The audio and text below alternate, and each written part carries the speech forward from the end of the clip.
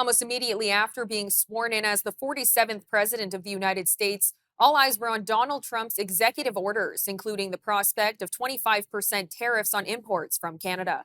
I will immediately begin the overhaul of our trade system to protect American workers and families. Instead of taxing our citizens to enrich other countries, we will tariff and tax foreign countries to enrich our citizens.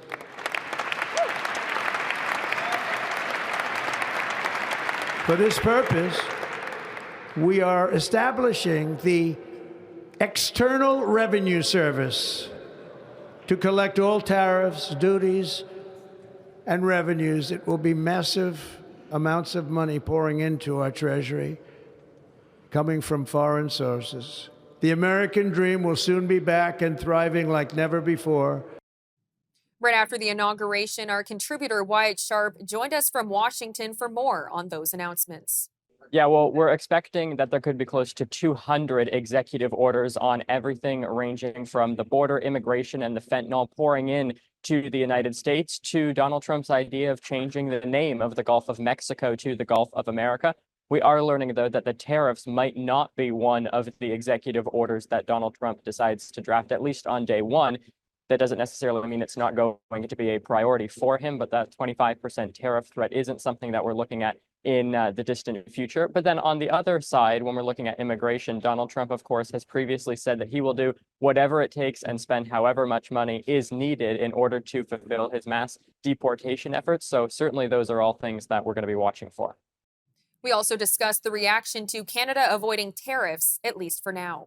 Yeah, I certainly think that even the generalized consensus from a lot of Republicans that I've been speaking to, even pro-Trump MAGA Republicans who are in Congress and other bodies, are generally quite happy about this because they recognize that Canada could impose a retaliatory tariff list. And, the United States buying a lot of products like grain, minerals, and of course, oil as one of the big ones from Canada. Some of these retaliatory tariffs that Canadian officials, like the Foreign Affairs Minister, was talking about, would have proved to be quite damaging to a lot of American businesses and American officials as well. And so I think certainly right now it is a generalized kind of idea that people here are happy about the fact that these tariffs are not going to be implemented. Even those closest to Donald Trump said there was a chance, rather, going into it that he wasn't going to end up implementing the tariffs because he would come to a consensus that they would be just as damaging to the United States as American tariffs on Canada would be. And in D.C., lots of discussions were being held, not only about the choice to move the inauguration indoors, but also who was seated up front while Mr. Trump was sworn in. From some of the biggest names in the tech world, Elon Musk, Jeff Bezos, and Mark Zuckerberg, to big names on social media. Generally speaking, a lot of people were looking at who was attending the inauguration. Everyone from, like you said, billionaires, Elon Musk, Jeff Bezos, Mark Zuckerberg, to YouTube influencers like Patrick Bet-David, Jake Paul, his brother Logan Paul.